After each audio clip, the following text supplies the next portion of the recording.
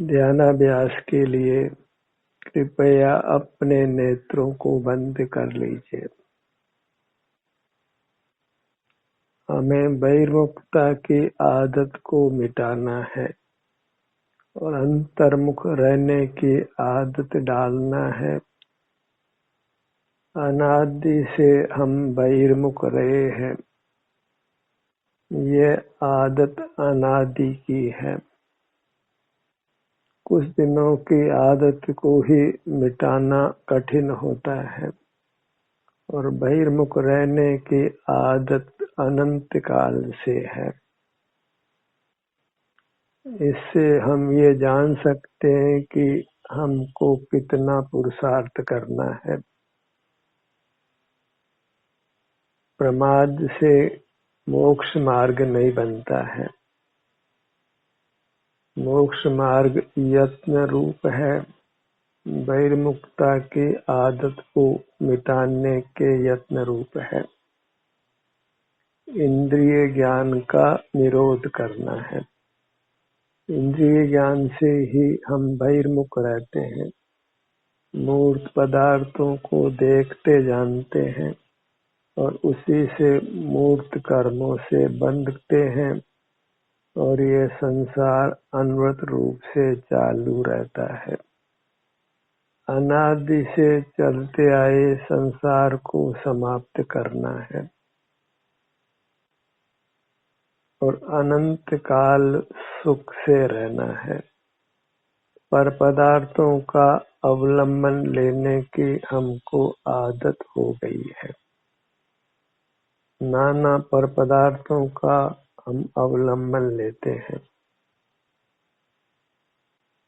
और अपना अवलंबन लेने की आदत नहीं है, क्योंकि हमें अपने स्वरूप की ही खबर नहीं है। इस प्राप्त मूर्त शरीर के बराबर हमारा अपना अमूर्त शरीर है, चेतन शरीर है जो आनंद कंद है। इसीलिए वही परमात्मा की मूर्ति है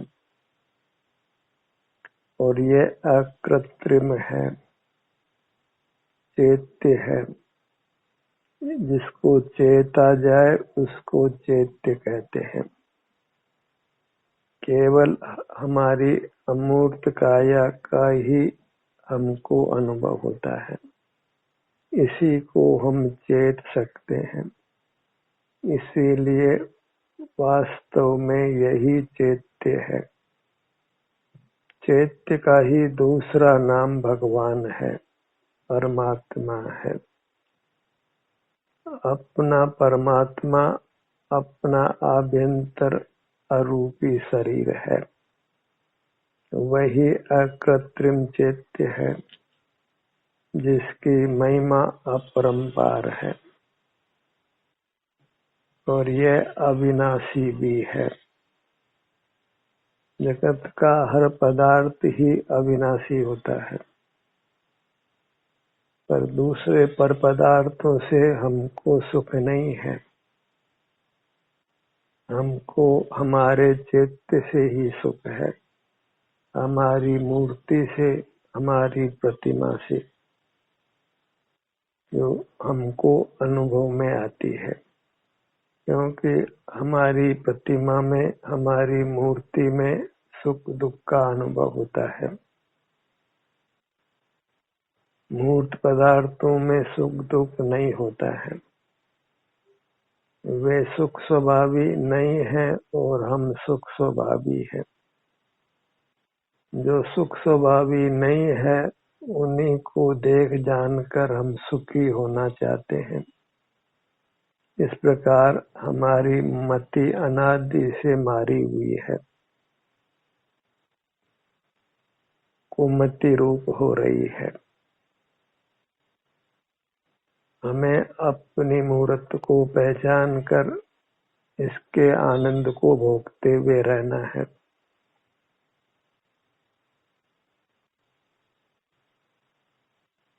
इसमें बिल्कुल प्रमाद नहीं करना है।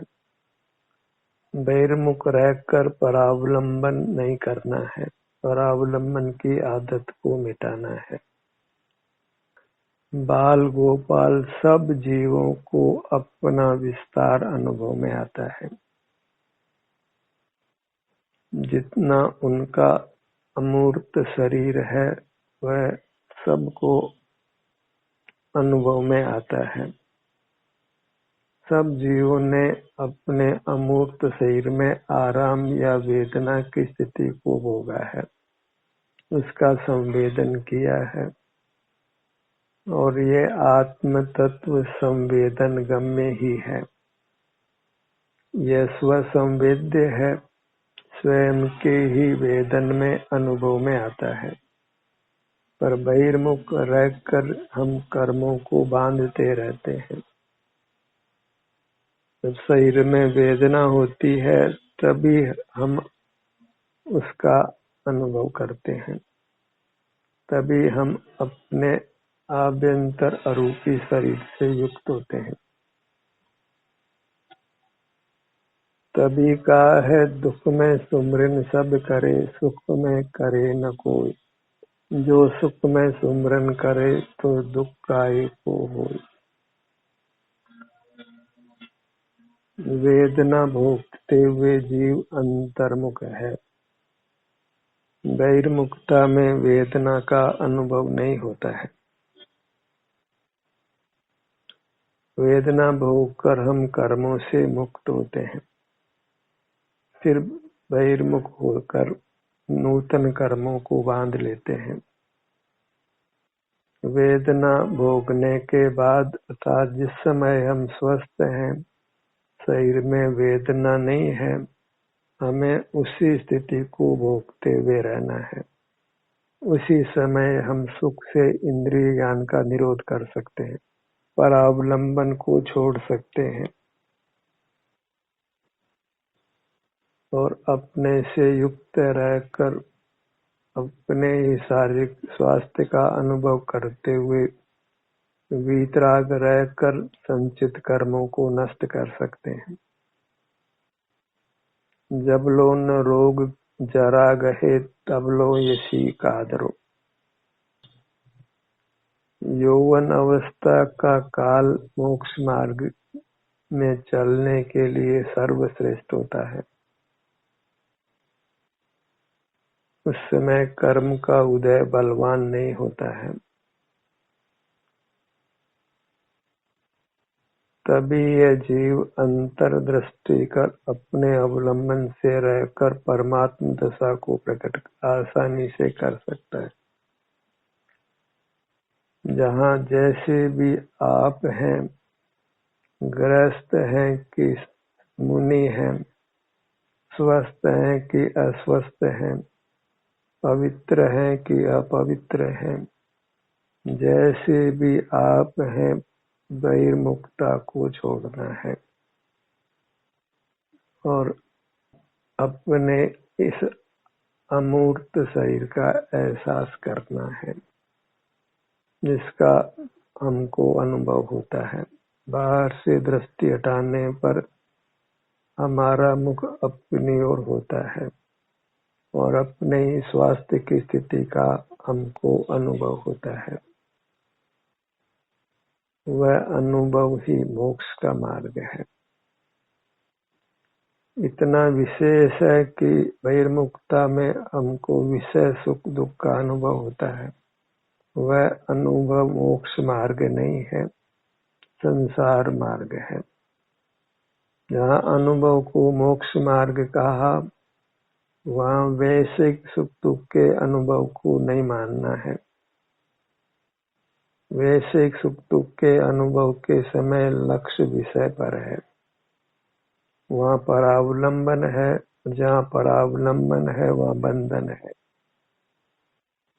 अपने शारीरिक सुख दुख के अनुभव के समय ही हम अपने अरूपी शरीर का अवलंबन करते हैं, स्वावलंबी होते हैं। वही मोक्ष का मार्ग है। अंतर्दृष्टि में शारीरिक वेदना का अनुभव हो तो वह मोक्ष का मार्ग है। और बहिर दृष्टि में विषय सुख का अनुभव हो तो वह संसार मार्ग ही है। मोक्ष मार्ग को सुख दुख से नहीं नापना है। जहाँ पर लक्ष्य में है वहाँ जैसा भी सुख दुख है उससे संसार पनपता है, और जहाँ स्वयं लक्ष्य है फिर वहाँ भले ही शरीर में वेदना क्यों न हो, वह मोक्ष का मार्ग है। स्वाश्रय से मोक्ष मार्ग है और पराश्रय से संसार मार्ग है। लोक में भी यह प्रसिद्ध कहावत है, पराधीन सपने सुख नहीं, और स्वाधीनता को सारा विश्व मनाता है। पशु पक्षी भी स्वाधीन रहकर सुख पाते हैं। कोई भी पशु पक्षी पिंजरे में बंद कर सुख का अनुभव नहीं करता है।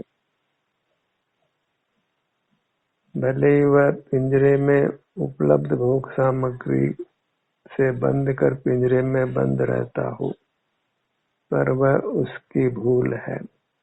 जो सुख स्वाधीनता में है, स्वाधीन भोग में है, वह पराधीन सुख के भोग में नहीं है। पराधीनता से होने वाले सुख को अस्वीकार करना है, और स्वाधीनता में जैसा भी सुख दुख हो उसको स्वीकार करने में सुख ही है, शांति ही है।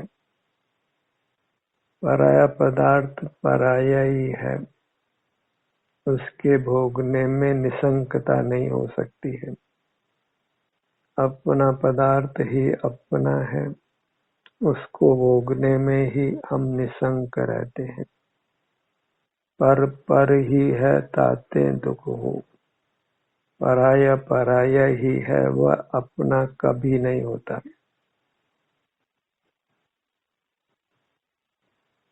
स्वयं स्वयं ही है ताते सुख हो, अपना अपना ही है, वह कभी पराया नहीं होता। अपनी चैतन्य मूर्ति जीवास्तिका है, चेतन पदार्थ आत्म वस्तु वह अपने होने से ग्राह्य है। अपनी वस्तु ही अपने लिए आनंद दाता है, पर वस्तु आनंद दाता बिल्कुल नहीं है। जहाँ पर का आश्रय है वहाँ स्वतः ही हम दुख रूप से परिणमन करते हैं, और जहाँ स्व का आश्रय है वहाँ हम स्वतः ही सुख रूप परिणमन करते हैं। ऐसी सहज वस्तु व्यवस्था है जिसका कभी उल्लंघन नहीं होता है। अपनी मूर्त का लक्ष्य बनाकर रखिए। ध्यान के सत्र में सुनना प्रधान नहीं है। सुनने का प्रयोजन बस अंतर्मुख रहना है। अपनी मूर्त से ही युक्त रहना है, उसी से हम योगी होते हैं, योगीश्वर होते हैं, परमात्मा होते हैं। एक बार अंतर्दृष्टि कर अपने विस्तार पर ही दृष्टि फैलाकर शांति को भोगिए, फिर वह शांति ही आपको अंदर बुलाएगी।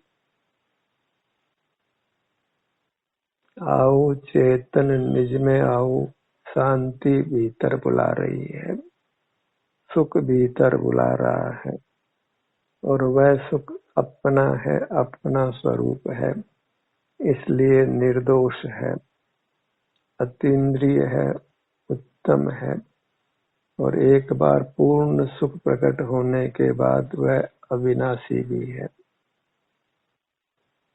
अपनी मूर्त ही सदा अपने संग है, पर वस्तुओं का संयोग होता है फिर वियोग हो जाता है। संयोग में राग द्वेष ही होता है। और वियोग में परावलंबन छूट जाने से दुख का अनुभव होता है। अपनी मूर्त सदा ही उपलब्ध है, अनादि से उपलब्ध थी, अनंत काल तक उपलब्ध रहेगी, क्योंकि आप संयोग रूप नहीं है, आप ही है और आपका ही अनुभव करके निर्वाण को पाता है, परमात्म पद को पाता है, सदा सुखी रहता है।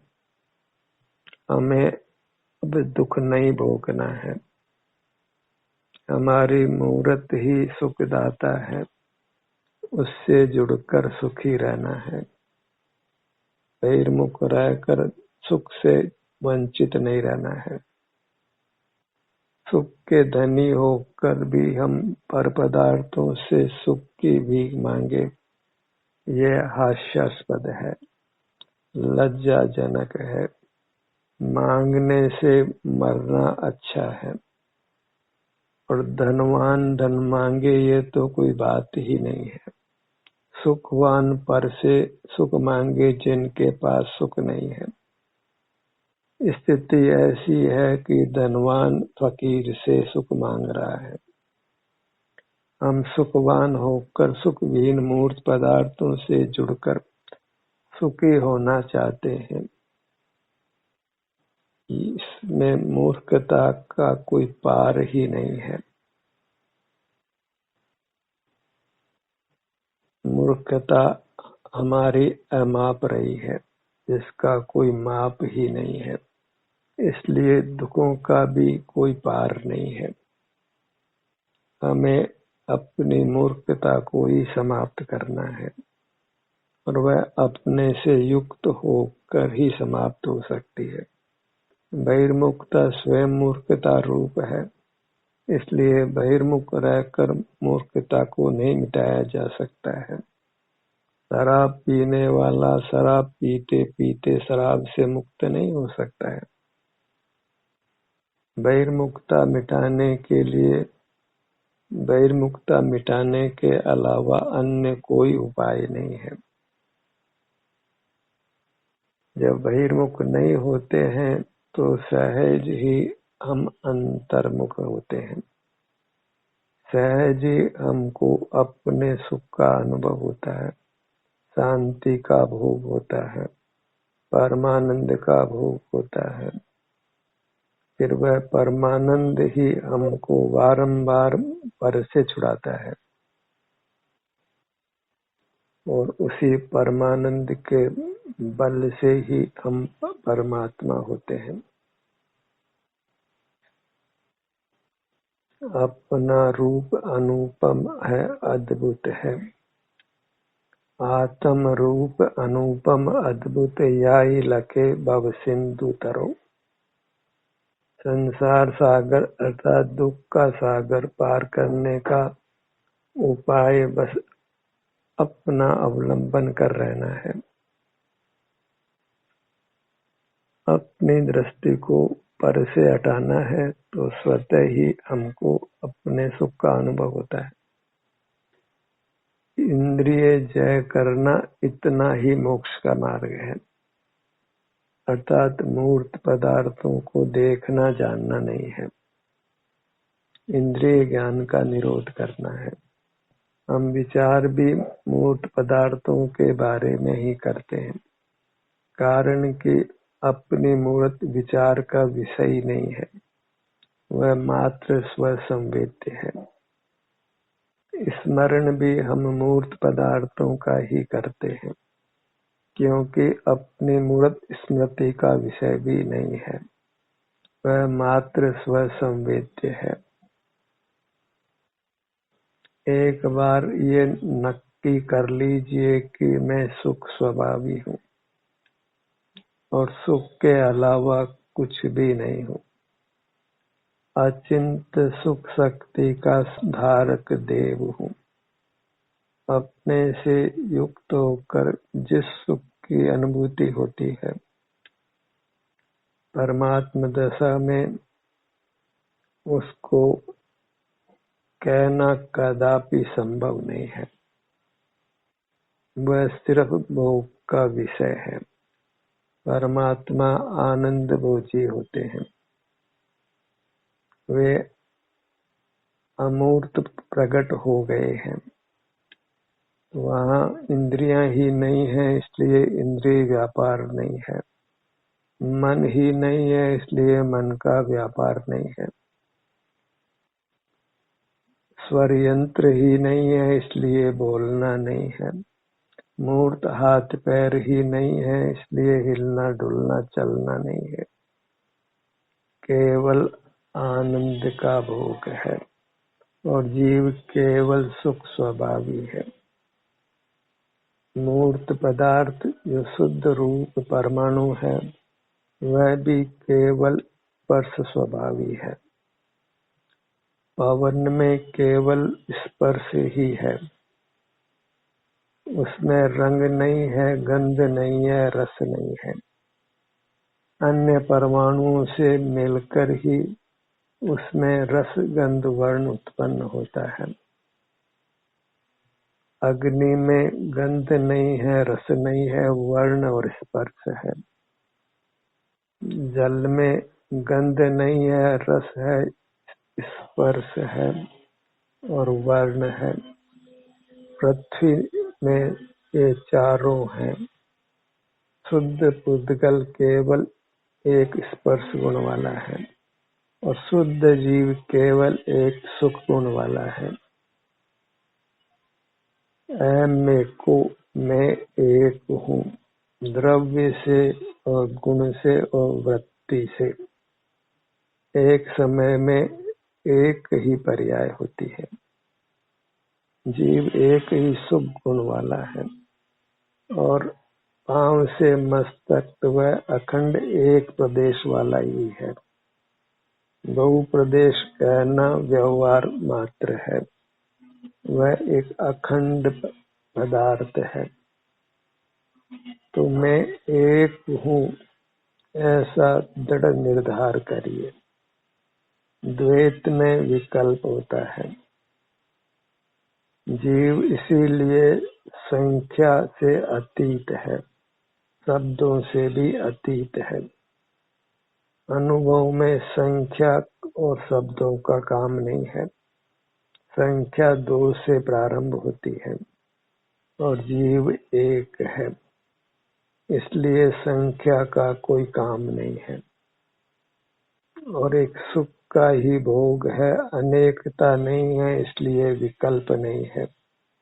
एक में विकल्प नहीं होता है। विकल्प अनेक के आश्रय से होता है और जब अनेक के अग्र होते हैं तो वह संसार मार्ग है और जब एक अपने अग्र होते हैं तो वह मोक्ष मार्ग है। अपने में भले ही हम विभाग कल्पना कर अनुभव करें, पर वास्तव में हम अनेक रूप नहीं हैं। सिर से पैरों तक हम एक ही हैं। जब हमारा ध्यान अपने किसी भाग पर होता है तो वह भाग ही हमारे अनुभव गोचर होता है। उसका भी एक पना है। 2 का विकल्प नहीं करना है। मैं एक अखंड चैतन्य पिंड हूँ और पिंड नाम शरीर का है, क्योंकि अनादि से हम शरीराकार हैं और परमात्म दशा में भी शरीराकार रहते हैं। उद्गल तो हमसे मिलकर शरीर रूप होता है और हमसे अलग होकर फिर वह शरीराकार को नष्ट कर लेता है, पर हम तो सदा ही शरीर रूप रहते हैं। शरीरम को अर्थम, शरीर का क्या अर्थ है? स्वरूपम, वह हमारा स्वरूप है, पर वह शरीर आत्म प्रदेशों से रचित है, इसलिए उसको भी काय संज्ञा है। और मूर्त काया जैसे आकार वाली हमारी अमूर्त काया होती है, उसी के अंगोपांग रूप हमारे अंगोपांग होते हैं। इस प्रकार अपने स्वरूप को पहचान कर अपने स्वरूप में लीन रहना चाहिए और स्वरूप में सन्मुख रहने पर मग्न होते हैं, परिणाम स्थिर होता है, हम अकंप होते हैं, वृत्ति मानो ठहर जाती है। जहाँ विषय बदलते हैं वही समय भारी होता है। आकुलता रूप होने से थोड़ा समय भी बहुत बड़ा लगता है और सुख का समय तो बरसों बीते तो भी मालूम नहीं पड़ता है। जब अपने सन्मुख रहते हैं, ज्ञप्ति परिवर्तन नहीं होता, सुख रूप अपनी वस्तु का ही हम अनुभव करते हैं, तो फिर मानो एक वृत्ति ही रहती है। प्रति समय नई नई वृत्ति उत्पन्न होने पर भी वृत्ति एक रूप एक समान ही होने से कुछ परिवर्तन भाषित नहीं होता है। जहाँ परिवर्तन है वहाँ दुख है और जहाँ परिवर्तन नहीं है वहाँ असीम सुख है। बाहर में तो हम नाना विषयों को भोग कर भी दुखी रहते हैं, पर भीतर एक अपनी मूर्त को विषय कर जीव उत्तम अविनाशी सुख को भोगता है, जिसकी उपमा लोक में नहीं है। अपनी मूर्त ही मंगल है, उत्तम है और शरणभूत है। इसी के आगे झुकना है, वही यथार्थ नमस्कार है। और अपने सन्मुख रहकर अपने में ही मगन रहना वही वास्तव में यथार्थ नमस्कार है। फिर किसी अन्य को नमस्कार नहीं करना है। अपनी श्रद्धा केवल अपने प्रति रखना है, क्योंकि आप ही अपने को सुख दाता है। अपनी श्रद्धा लाकर अपने सन्मुख बने रहना है, पर का स्मरण नहीं करना है, पर को देखना जानना नहीं है। ध्यान का ये सत्र यही समाप्त होता है। आपकी सहभागिता के लिए धन्यवाद।